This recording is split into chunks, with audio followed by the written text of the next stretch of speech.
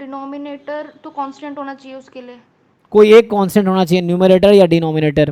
हाँ हाँ, तो ये तो दोनों ही ऑर्डर स्टैटिस्टिक कहीं किसी मतलब रैंडम वेरिएबल पे कन्वर्ज करेंगे तो तो प्रोबेबिलिटी में तो कन्वर्ट ऐसे। कर जाएगी, प्रोबेबिलिटी में कोई दिक्कत नहीं, इन डिस्ट्रीब्यूशन में दिक्कत होता है।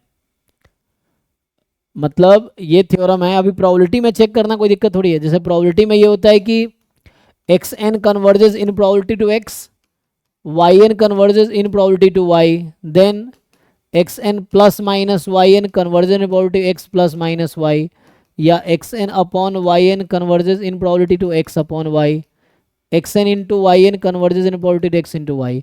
This theorem does not hold in general for the convergence in distribution. तो convergence in distribution में तब hold करती है कोई एक constant हो जाए, या तो x degenerate हो जाए या y degenerate हो जाए, तो उस केस में ये convergence in distribution में भी hold करेगा, है ना। if कोई एक degenerate हो जाए तो in distribution में then same thing in distribution में hold कर जाएगा, जो स्लट्स की थ्योरम कहता है। तो यहाँ पे क्या है, यही तो है। सो यहाँ पे ये है, तो यहाँ पे convergence in distribution in distribution in distribution हो जाएगा, ये है। और अगर डी जनरेट में तो कांस्टेंट, अगर ऐसा हो गया कभी कि X N converges in distribution to, मान लो if and only if Y N converges in distribution to Y, ये हो जाएगा। इन प्रोबेबिलिटी क्या लिख रहा हूँ, x N converges in distribution to K if and only if X N converges in probability to K, ये if and only if होता है डी जनरेट के लिए।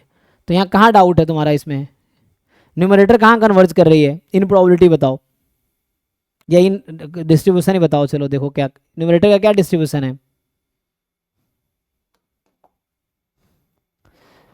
Sir beta n1।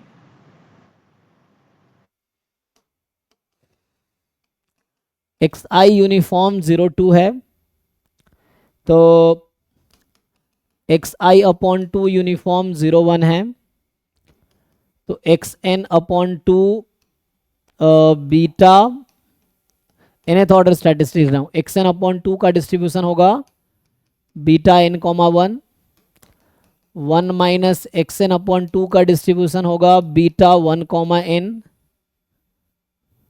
ठीक है। 1 माइनस हो गया फर्स्ट काइंड, बीटा मतलब फर्स्ट काइंड। सो यहाँ तक ठीक है। अब तुमसे अगर ये न्यूमरेटर यही तो है, अगर तुम 2 से डिवाइड कर दोगे यही बन जाएगा।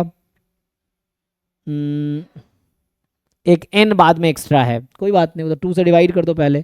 तो 2 से डिवाइड करोगे तो n time 1 minus nth order statistics upon 2, और यहाँ पे 1/2 एक्स एन स्क्वायर प्लस 1, यही है 2 से डिवाइड करने के बाद।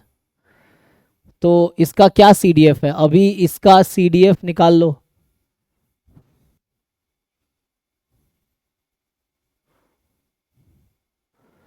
या अगर ये बात करूं यहाँ से, ये कहाँ कन्वर्ज करती है छोरो, ये जो बीटा 1n है ये इन डिस्ट्रीब्यूशन कहाँ कन्वर्ज करती है, ये तो डिस्ट्रीब्यूशन निकाले हो, ये कन्वर्ज कहाँ करेगी। सर एक्सपोनेंशियल में कन्वर्ट करता है ना। एक्सपोनेंशियल 1 आता है, सही। हाँ देख सर लो। अगर उसके आगे n और हो तब आता है, n मल्टीप्लिकेशन में हो तो। नहीं अभी इसके लिए क्या आएगा, इसके लिए अगर लिखूंगा, चेक कर लो मैं लिख के बताता हूँ, तो है ना, इसे याद रखना थोड़ा मुश्किल रहता है, नहीं याद है तो लगा लो थ्योरम, कोई दिक्कत नहीं। मान लो अभी के लिए टी है, तो इसका CDF लिखेंगे, मान लो TN है लेट से, तो TN का अगर मैं, CDF जनरेटेड 1 आएगा। अच्छा अच्छा एन टाइम करना है, तो पहले तो मैं ऐसे ही चेक कर रहा था कि ये कहाँ जा रही है, क्योंकि इसको मैं चेक कर रहा हूँ ना इसीलिए, तो डिनोमिनेटर चेक कर रहा हूँ। तो ये आ गया जैसे लेस देन 0 पे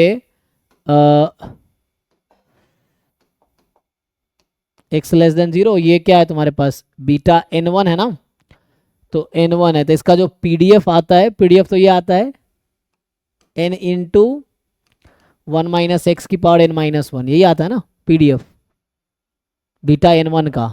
सॉरी सर 0 पे आएगा डीजनरेट। हाँ लिख के देखो ना, लिख के देखो तो समझ आएगा, जल्दीबाजी में गलती हो जाती है तुक्का लगाने पे। तो यहाँ से n टाइम 1 माइनस एक्स की पावर n माइनस 1, तो CDF निकालोगे तो आई थिंक 1 माइनस एक्स की पावर n आएगी, ये आएगी, और 1 when x more than equal to 1, n tends to infinity लगा लो, limit n tends to infinity CDF of TNT, तो ये आपका आ जाएगा, ये 0 पे चली जाएगी, 0 पे जाएगी, तो अभी के लिए ये 0 1 आ जाएगी, है ना। तो डिजेनरेट एट 0 हो गया, तो हो तो गया, तो ये 0 पे जा रही है, नहीं अभी मैंने xn दिखा, xn 0 पे जा रही है, तो xn स्क्वायर कहाँ पे जाएगी, कंटिन्यूटी थ्योरम होता है ना यहाँ पे, कंटिन्यूटी थ्योरम इन डिस्ट्रीब्यूशन, कोई दिक्कत नहीं है। तो डिनोमिनेटर डिजेनरेट हो तो गया, डिनोमिनेटर तुम्हारा यहाँ से 0 आ गया ना, एक बार चेक कर लीजिए, किसी को कुछ पूछना है बताइए। यहाँ तक ठीक है। तो मैंने ये चेक किया कि बीटा 1 n1 जो है इन डिस्ट्रीब्यूशन कहाँ कन्वर्ज करेगी, तो ये डिजेनरेट एट 0 आ गया, तो अगर ये 0 आ गया तो 0 स्क्वायर इंटू हाफ 0, तो ये तो 1 पे चला गया डिनोमिनेटर, डिजेनरेट चाहिए था ना तुम्हें, आ तो गया। अब इसकी बात करो, अब ये बीटा 1 n है, तो n टाइम लगा के बात करो, न्यूमरेटर में n टाइम है ना, तो n टाइम लगा लो, एक्सपोनेंशियल हो जाएगा। हाँ ये शायद एक्सपोनेंशियल आ जाएगा, एक्सपोनेंशियल कितना आएगा, 1 आएगा भाई। 1 आएगा, तो ये एक्सपोनेंशियल 1 हो गया, तो आंसर एक्सपोनेंशियल 1 है, एक्सपोनेंशियल 1/1,